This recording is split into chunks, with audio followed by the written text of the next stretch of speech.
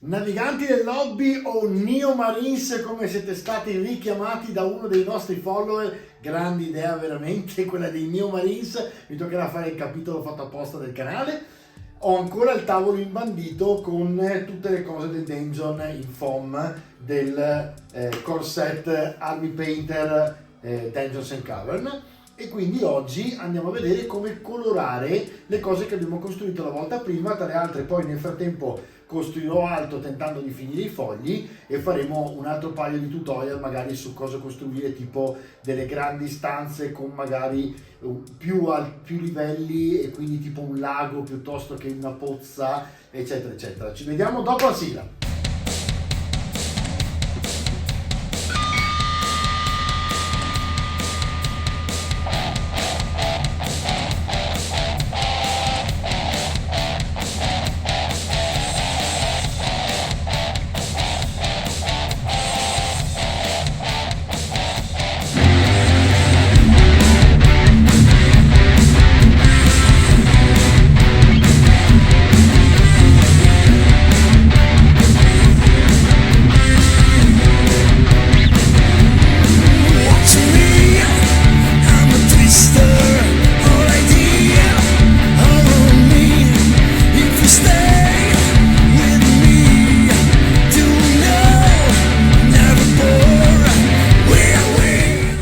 Questa bella visuale del parco della villa dove c'è lo studio, vi faccio vedere come utilizzare lo spray. È la stessa identica cosa di un primer che si utilizza per quanto riguarda le miniature, con la differenza che questo qui si usa solo per il polistirolo, solo per il foam, ok? Sempre testa verso in basso, si mescola abbastanza, quindi andate avanti un pochino, specialmente al primo utilizzo.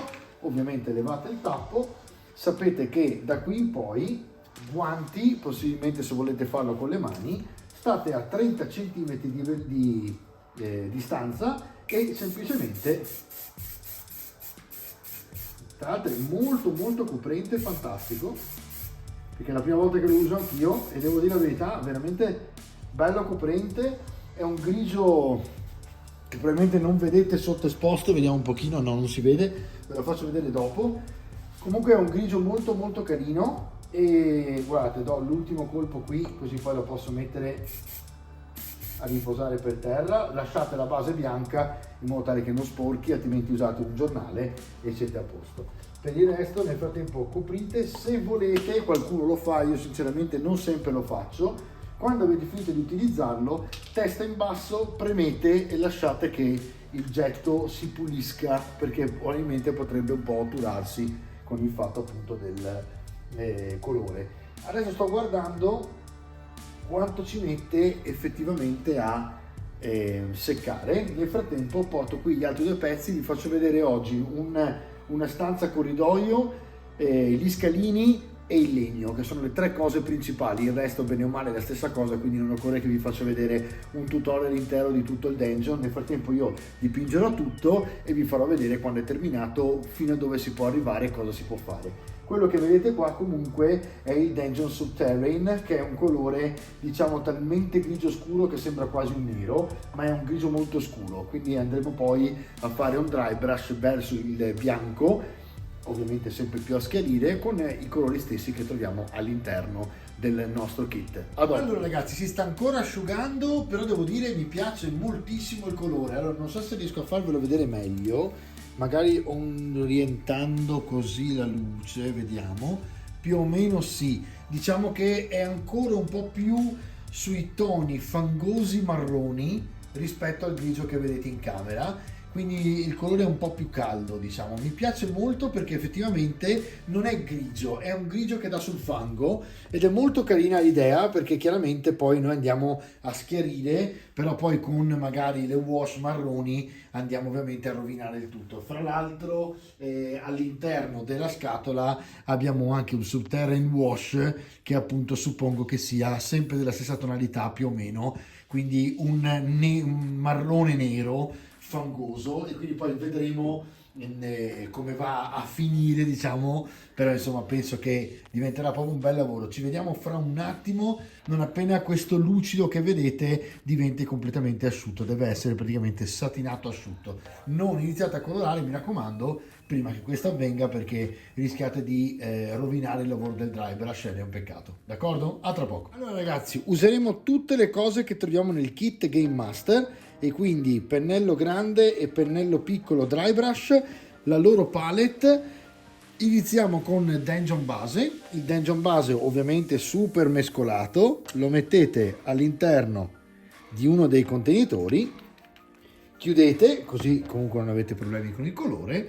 Guardate, eccolo qui, l'ho mescolato bene, mi raccomando, mescolate bene sempre. A questo punto foglio di carta, sempre importantissimo per quanto riguarda il dry brush, e iniziamo a dare la nostra mano di dry brush. Quindi prendiamo il colore sul pennello, cominciamo ad asciugarlo sul foglio di carta. Io di solito vado radiale, nel caso della spatola vado anche in verticale, in modo tale che lo prenda nella spatola, e poi comincio a spolverare praticamente tutta quanta la superficie del nostro dungeon, del fondale del nostro dungeon. Questa parte della colorazione è ancora è leggermente chiara, diciamo, e quindi permette di aumentare il contrasto con la base che abbiamo fatto prima. È ancora un po' effettivamente bagnata, il che vuol dire che il dry brush rischia di venire non troppo asciutto, e quindi aspetteremo ancora eventualmente. Nel frattempo do solamente una manina qua dove si è asciugato sui lati, e per dargliela un po' più forte, perché vedete se no sembra liscio, aspettiamo un attimino in modo tale che possa andare. Nel frattempo che aspettiamo, ovviamente io parto con la prossima immagine che l'avrò già fatto, ok? Quindi ci vediamo tra poco. Allora ragazzi, ho dato la base grigio, diciamo chiaro rispetto alla base. Prendo adesso gli altri due colori più piccolini, che sono appunto il Dungeon Highlights, che è il grigio chiarissimo, e il Dungeon Effect, che è un white praticamente. Vado a prenderli sulla base, faccio il solito dry brush su un pezzo di carta e vado a spolverare di nuovo il mio dungeon, questa volta stando leggermente più leggero, in modo tale che non si pigmenti solo cioè tutto quanto, ma solo la superficie, e quindi faccio in modo che questa volta venga un po' più delicato il dry brush, e vedete che si va a texturizzare praticamente tutto quanto, e vado a fare i lati, che sono importanti quanto la parte sopra, perché ovviamente poi quando giocherete i lati si vedranno, quindi tutta la parte sopra, la sotto la lasciate bianca, così tra le altre non sporca i tavoli anche negli anni, e nel frattempo invece la parte laterale e la parte ovviamente sopra le dovete colorare uguali. Vado avanti un altro po' con la schiaritura, perché vorrei arrivare quasi a un effetto roccia col bianco, quindi vado sugli spigoli.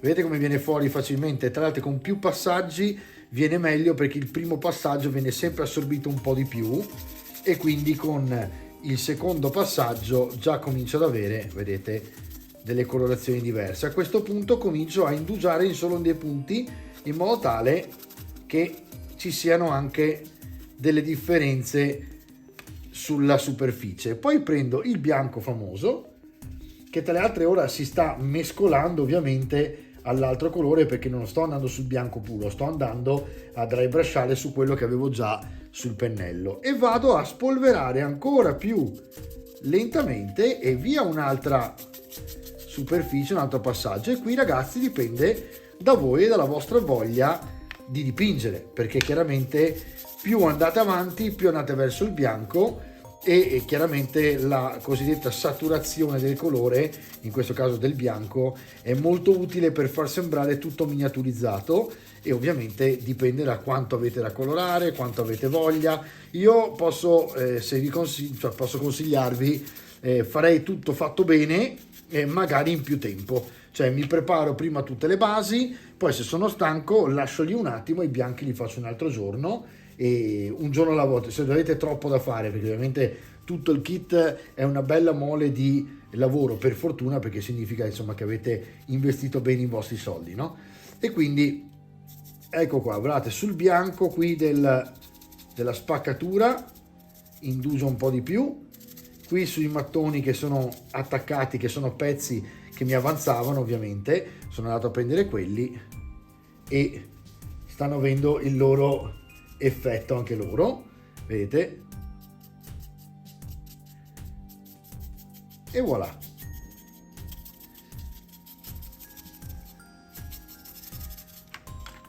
Guardate che roba che viene fuori in poco, comunque, perché stiamo comunque chiacchierando e nel frattempo insomma è una cosa divertente, è sempre un hobby. Guardate in così poco lavoro cosa viene fuori già come base. Adesso ovviamente andremo a fare i marroni magari qui, andiamo a differenziare un pochino il tutto, però guardate che meraviglia, qui manca un pezzettino di grigio e un po' di bianco e ci siamo.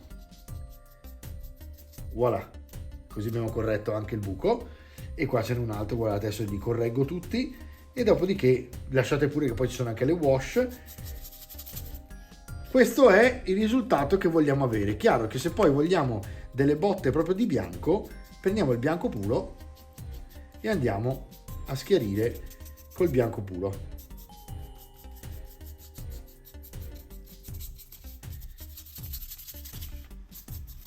Guardate cosa avete fatto con poco e che bello che sarà poi giocare sopra questa base. Andiamo avanti con l'altro pezzo, che sono le scale. Le scale sostanzialmente sono la stessa cosa di quello che abbiamo appena fatto, quindi ripartiamo dalla base scura e quindi andiamo a dry brushare con il colore più scuro, che tra le altre, se andate avanti di seguito rispetto al resto, sarà leggermente più chiaro di base, perché avete fatto giustamente tutto con un pennello solo, no? Potete ovviamente cambiare pennello se vi dà proprio fastidio il fatto che venga colorato un po' di più, insomma un po' più sul chiaro, però sappiate che dopo la cosa è minima, eh? Eccolo qua, guardate. Andiamo a prenderlo per bene. Credo che l'uso dei guanti qua sia quasi obbligatorio per non sporcarsi le mani, perché effettivamente avete bisogno di tenere l'oggetto parecchio in mano e non abbiate paura di rovinarlo, perché ovviamente col dry brush praticamente è tutto rovinato, quindi il senso è proprio quello di farlo sembrare lacerato e rovinato, no? E quindi non c'è problema se voi portate via dei pezzi di colore, eccetera eccetera. Allora, ci siamo. Ecco qui che anche le nostre scale lasciamo un po' di base che giustamente fa quell'effetto un po' fango nero e andiamo avanti a schiarire con il nostro secondo colore, che è il Dungeon Highlights, che andremo a mettere sui lati e su tutte le superfici sporgenti, passando veloce ma abbastanza comunque ancora generosi, perché ci serve che poi il bianco sia la vera botta di highlight finale, di luci finale. Quindi insomma non vi preoccupate se qui passate insomma un po' su tutto, perché ci sta. Eccolo qui, poi tra l'altro li mettete accanto, vedete quanto vicini sono uno all'altro, perché quello che ci interessa ovviamente è che tutto il dungeon poi risulti coerente e dello stesso colore, no? Poi bianco, fatevi il dry brush su un lato della carta, non proprio sopra l'altro colore, e voilà, guardate che roba.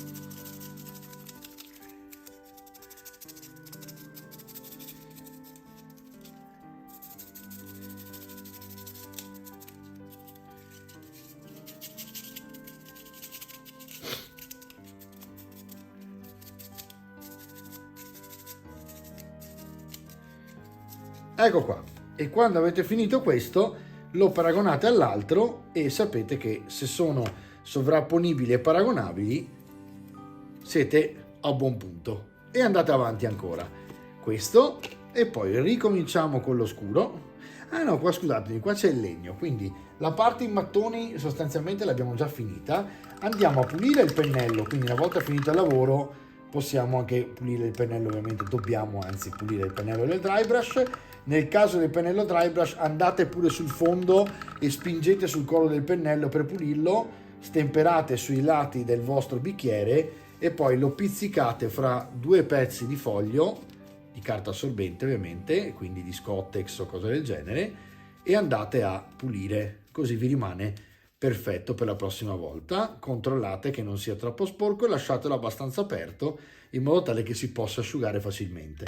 Prendiamo l'altro pennello, perché potrei fare sempre con quello, ma chiaramente è un po' umido, quindi preferisco cambiare pennello, e andiamo invece sempre sulla base fangosa che vedete a utilizzare gli altri colori, che sono sempre tre colori. Il base è molto più grande che il Cavern Base, il Cavern Highlights e il Cavern Effect. Come vedete, The Army Painter punta tantissimo su questa idea della triade, che è una triade di colori con base, medium, highlight, base, medium, high. Addirittura sui colori da aerografo avete proprio le triadi considerate da loro appunto tali, quindi ve le marchiano come triade e poi vi dicono quale elemento della triade è, cioè se è un colore base scrivono appunto base, poi mettono medium e mettono high, e quindi sapete già più o meno come orientarvi. Vado avanti in questo caso con un timelapse e facciamo anche la parte marrone, uguale come abbiamo fatto questa in grigio, quindi non cambia niente, solo che abbiamo una diversa triade che è quella dei marroni per simulare il legno. Ci vediamo tra poco.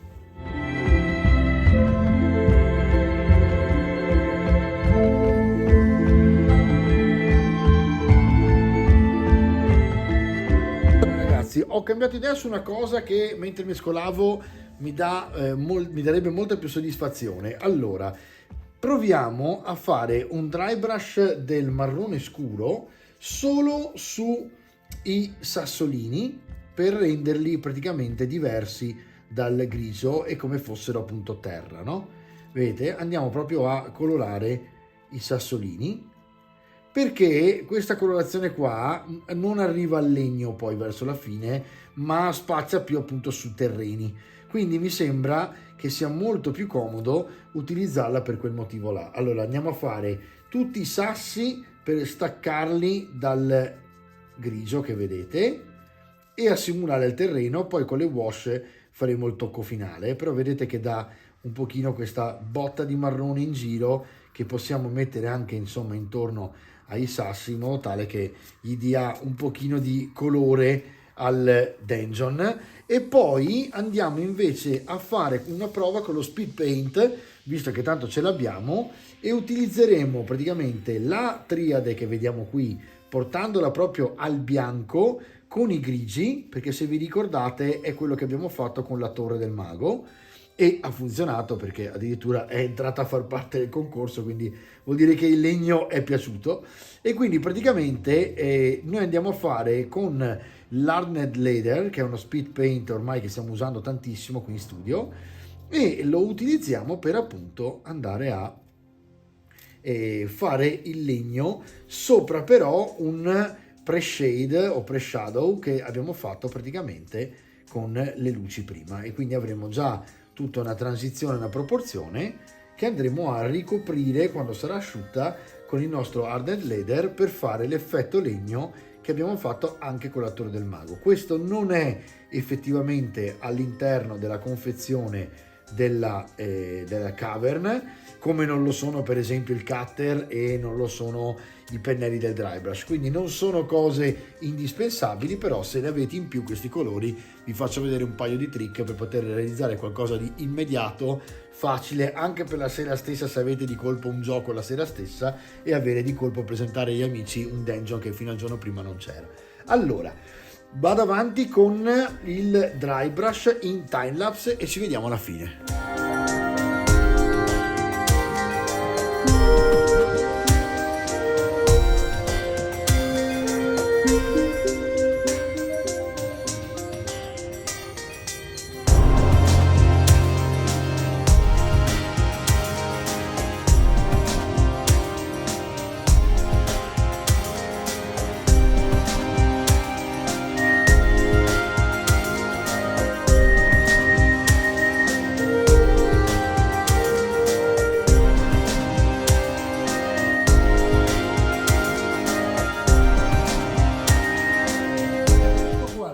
guardate che bene che vengono con solamente il kit, in questo caso del Dungeons Cover, con 2 triadi di colore, a cui al marrone ho aggiunto un peletto di bianco dall'altra triade ogni tanto, perché comunque saturando di più i sassolini si vedono di più. Ma guardate che spettacolo che è, e devo ancora mettere le wash, quindi quello che faremo ora sarà proprio mettere le wash. Allora, come si fa? Prima di tutto puliamo il pennello dry brush che abbiamo appena finito di utilizzare, per non lasciarlo appunto rovinare. Così lo lasciate abbastanza aperto come l'altro e lo fate asciugare, ok? Prendiamo un pennello di quelli che ci hanno fornito loro per fare le wash e vediamo un pochino cosa abbiamo qui. Abbiamo un wash brush e un effect brush, quindi di fatto direi che possiamo andare sul wash. Da notare che per effect hanno messo un pennello abbastanza grande che potrebbe effettivamente essere utile qualora voleste fare degli effetti a mano al liquido, con i colpi di luce proprio al liquido finali, che si potrebbero fare per esempio col bianco solo sugli spigoli. Guardate intanto comunque con il wash cosa succede. Io metto il wash, allora si lava, scusate, il pennello, la punta del pennello, perché effettivamente era ancora nuovo e quindi ancora non era umido, e si può mettere direttamente la wash sul pennello. E guardate, è una wash tra le altre molto densa, che proviamo ad andare a mettere all'interno per esempio del taglio, e vedete è una wash che è un misto fra nero e marrone, quasi un Agrax. Ecco, guardate, adesso è caduta, adesso vediamo di utilizzarla. Allora mettiamo la wash all'interno delle fessure, è bellissima, dà un misto verde a un misto spettacolare. Questa qua è un misto verde marrone Agrax nero. Non l'avevo mai vista una wash così, veramente bella. Allora prendiamola e andiamo a distribuirla. Ovviamente dopo lei si andrà a diluire e non si vedrà più quando sarà asciutta. Se avete paura di averne messa troppa, lavate il pennello e cominciate a stemperare le zone laterali, vedete, così sfumate, e non dovete mai spaventarvi di sbagliare, perché tanto, specialmente quando si tratta di questi lavori, si va moltissimo sul casuale, quindi tranquilli. Andiamo su tutte quante queste fossette e guardate che cosa viene fuori di un pezzo di foam e polistirolo. E questo penso che sia veramente, come vi dicevo all'inizio, è l'apice dell'hobby, perché è qui che si vede l'hobbista, la fantasia dell'hobbista, e il fatto che da solo sappia ricrearsi qualcosa dal niente. Praticamente è molto affascinante questo lato, no? Per quanto ovviamente sia affascinante saper dipingere elementi scenici già pronti, e ci siano altre case, per esempio mi viene in mente la P-Work, che fa una via di mezzo, perché vi fornisce una struttura eccezionale, che può essere per esempio quella appunto dei MDF, che poi voi potete andare a modificare a vostro piacimento, e loro stessi incoraggiano a farlo, quindi non vi stanno dicendo di comprarle e lasciarle così come stanno sul tavolo, no? Quindi già anche lì cambia tutto. Allora andiamo comunque a stemperare un pochino le zone esterne, tipo questa, con l'acqua, così non rimane un taglio netto, vedete? Eccolo qua. Sfumiamo tutto, andiamo a vedere se ci manca ancora qualcosa. Tra le altre direi che è fantastico questo tipo di wash, perché così com'è simula un po' anche il verde umido del muschio, e quindi abbiamo già un po' anche questa transizione di colore che avremmo dovuto se no fare apposta, e invece guardate, con questa wash avete bene o male già l'effetto muschio. Tra le altre quindi possiamo anche mettere in mezzo i sassolini, in modo tale che anche i sassolini sembra che abbiano un po' di licheni e varie muffe. Oh, bellissimo, veramente, guardate che tocco e che effetto viene fuori così, bellissimo. E guardate cosa viene di un pezzo solo. Immaginate quando avete finito tutto quanto il kit, che roba che viene fuori, e vi siete fatti da soli un'espansione per poter giocare. Quindi per chi volesse fare qualcosa di preciso hanno messo anche appunto i fogli sulle istruzioni per poter prendere le cosiddette note. Voi andate praticamente a mettere i vostri appunti lì e vi fate la vostra caverna con un bel piano prima di cominciare, e dopodiché sapete che la pianificazione è più di metà, no, è metà di risultato funzionale e ottimo, ok? Perché se non pianificate andate sostanzialmente a caso. Ora ci può essere anche l'esperienza di poter andare a caso, però diciamo che pianificando sapete dove andate a parare, e sarebbe molto figo perché vengono fuori delle cose bellissime in base magari alla storia che avete fatto, dove potete ricostruire quello che avete pensato per i vostri giocatori la sera del dungeon. Pensate che figo. Allora qui vedete me ne è caduto un po', andiamo a spangerla sopra i sassi e via. Vado a sfumare gli esterni e voilà, ne metto un po' qui che fa sempre comodo a sfumare il marrone che c'è sotto. Guardate che meraviglia. Tra le altre adesso mi è venuta voglia di fare bene anche i lati. Guardate che bello che viene quando mettete il muschio anche sui lati.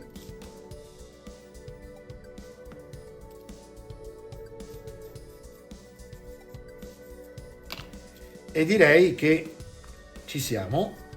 Guardate che meraviglia che vengono fuori. Ultimo tocco, ovviamente lavate il pennello. Ultimo tocco è prendere i tuft che hanno messo in gestione, come vedete questi qui. Aprite la scatola, ovviamente qui state tranquilli, non ci sono graffette, non c'è niente, è sufficiente aprire. Prendete i vostri tuft e andate ad attaccarli dove vi piace di più. Vi consiglio qualcosa del tipo, per esempio, più piccolini, che sono tanto autoadesivi, andate a metterli sulle parti un po' più alte dove ci sono le fessure, e magari a scendere ingrandite un pochino. Questo aiuta molto l'occhio con le proporzioni, e quindi guardate E il terzo sono proprio 3-4 misure, quindi sono fantastici proprio per questo. Alternati, vedete, li ho messi in modo tale, ovviamente ora è ancora un po' bagnato, sto esagerando con la velocità per il tutorial, ma diciamo che è andata, e vedete cosa viene fuori. Qui praticamente fate la stessa cosa, sposto un attimo questo e poi ve lo faccio rivedere, e vado a prendere prima i più piccolini e li metto nelle fessure, o vicino adiacenti alle fessure, un po' più grandicelli e più grandi magari in mezzo, che vengono bene. Guardate che meraviglia, non esagerate, non più di 3-4, perché giustamente avete un bel po' di roba da fare e sicuramente il kit è fatto in modo che più o meno vi serva quello che c'è. E guardate che bello che è e cosa viene fuori con poco, e che effetto che fa poi giocare con una cosa del genere. E avete già fatto un tile in 3D per poter giocare, e direi che siamo veramente a un ottimo livello. Proviamo tra un pochino a fare anche invece il legno dopo che l'abbiamo, se vi ricordate, texturizzato. A tra poco. Allora ragazzi, la passerella di legno, come vedete, tra le altre io l'ho fatta con una punta di matita molto grossa, perché ormai era da temperare. Potete fare anche molti più segni per fare più nodi, molto più sottili, in modo tale che sembri ancora più miniaturizzata e ancora più legno. Allora, abbiamo detto che potevamo provare a farla con l'Hardnet Leather, che è appunto un speed paint, no? Sempre di Army Painter, ovviamente, che stiamo utilizzando tutti i loro prodotti per fare un tutorial. E vediamo un attimino, io gli ho dato la stessa base che ho dato adesso del dungeon, e quindi il dungeon base con ovviamente il suo primer fatto apposta, il Dungeon Highlights e il Dungeon Effect. Adesso che ho questa texture praticamente ovviamente dry brushata, metto sopra semplicemente col pennello lo speed paint, vado a metterlo sul pennello e coloro tutto, e vedete che in automatico lo speed paint va a farmi più ombra nei recessi, pigmenta la parte superiore, quindi la superficie, e sembra proprio legno. Ovviamente ragazzi stiamo parlando di colorazioni rapide, velocissime, che devono servirvi a fare appunto un dungeon magari in un pomeriggio, perché vi serve fare la partita entro sera. Se avete più tempo ci state un po' di più, potete fare anche un dry brush eventualmente sopra lo speed paint, però guardate che comunque effettone che dà lo speed paint così com'è da solo. Ha già dato una colorazione con una sua ombra, vedete, che poi voi potete esagerare nei nodi che avete fatto, nelle parti, vedete, in centro. Guardate che meraviglia. Adesso prendo in mano col guanto in modo tale che non rovino tutto e vado a darlo anche nei lati.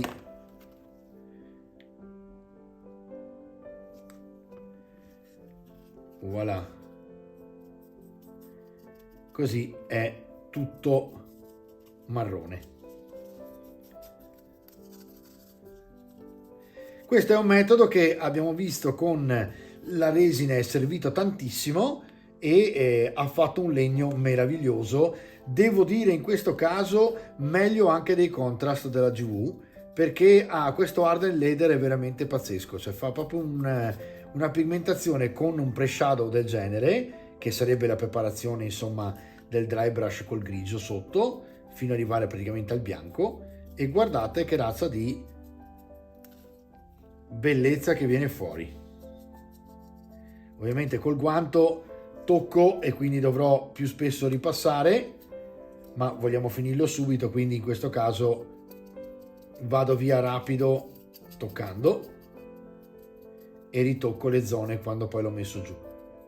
Ok, ora che lo mettiamo giù ritocco delle zone, per esempio qui, e vedete vado a guidare lo speed paint solo dove voglio io nei recessi, in modo tale che vada a fare le ombre. Tale altre vi ricordo che non essendo un wash ma essendo un colore, lo speed paint sovrapposto a se stesso non dà più ovviamente il colore chiaro che dava prima, ma dà una colorazione più scura. Quindi come vedete, se io vado a sovrapporre, quindi stratificare il colore, ho un effetto sfumatura e contrasto che vedete è spettacolare. Una volta finito questo, se volete potete con il Cavern Highlight dare dei dry brush molto veloci, in modo tale che vi venga fuori il colore che volete voi. Lavate subito il pennello, perché lo speed paint è un po' appiccicoso, quindi rischia di rovinare un pochino il pennello, mi raccomando, e dopodiché aspettate semplicemente che asciughi. Ci vediamo fra poco. Siamo ragazzi, allora questo è il risultato con un minimo di dry brush e il wash. Lo vedete ancora lucido perché ovviamente appunto è ancora un po' bagnato, ma diciamo che questa è la passerella di legno. Chiaramente potete, quando è asciutta, quindi non così lucida ma completamente satinata, potete aumentare quanto volete il discorso del dry brush, e quindi fare in modo che diventi sempre più asciutta, sempre più saturata, eccetera. Io vi rimando a un recap, perché per oggi abbiamo finito. Non è finita qui, perché vi faccio vedere cosa sto facendo sull'altro bordo del tavolo. Guardate un pochino lì, eccola, sto praticamente preparando per il prossimo tutorial la stanza base gigantesca che taglieremo in mezzo e sovrapporremo all'altra, facendo 3 strati addirittura e una sorta di lago all'interno. Non so ancora se tossico o normale, però se vi ricordate abbiamo anche la resina verde, quindi potrebbe essere interessante farlo con quella, oppure unire la colla vinilica che trovate dentro questo kit con il grotto slime che appunto è un colore molto verde slime, fatto apposta per poter simulare questo tipo di effetto. Quindi ci sono vari modi, ovviamente si fa prima con la resina, e se ce l'avete in casa già pronta epossidica, mischiate le due parti, le versate all'interno. Il polistirolo una volta asciutto è impermeabile con la Vinavil, e quindi chiaramente basta aspettare che solidifichi e avete fatto una caverna spettacolare, tossica, con tutte le bolle. Magari vedremo come fare nel prossimo tutorial. Quindi comunque vi lascio con questa anteprima per la prossima puntata. Nel frattempo, recap. Bene ragazzi, levo il guanto nel frattempo che abbiamo finito di lavorare. Io vi ringrazio tantissimo per essere rimasti con me anche questa volta, e vi ringrazio veramente perché restate con me nel canale. Sono veramente contento che vi piaccia questa struttura del canale e questi episodi, questi tutorial, quindi andrò avanti sicuramente così. Nel frattempo ovviamente poi con queste cose ci giocheremo, impareremo a utilizzare i giochi anche sopra quello che abbiamo costruito. Ringrazio ovviamente anche gli Army Painter che mi ha mandato sempre questo kit eccezionale da poter utilizzare insieme a voi per poter creare tutto quello che ci viene in mente. Io qua tenterò di fare nei prossimi tutorial appunto cose iconiche, tipo appunto la stanza gigantesca. Chiaramente voi magari nel primo kit che prendete tentate di fare più tile possibili, contando quanti corridoi, quante stanze da 4x4, 5x5 eccetera vi possono servire. Un po' alla HeroQuest potrebbe essere appunto prendere online il tabellone di HeroQuest e rifarlo tutto in 3D in questo modo qua. Viene già un bijou. E quindi ragazzi ci vediamo alla prossima puntata, dove vedremo la stanza principale del nostro dungeon. Alla prossima!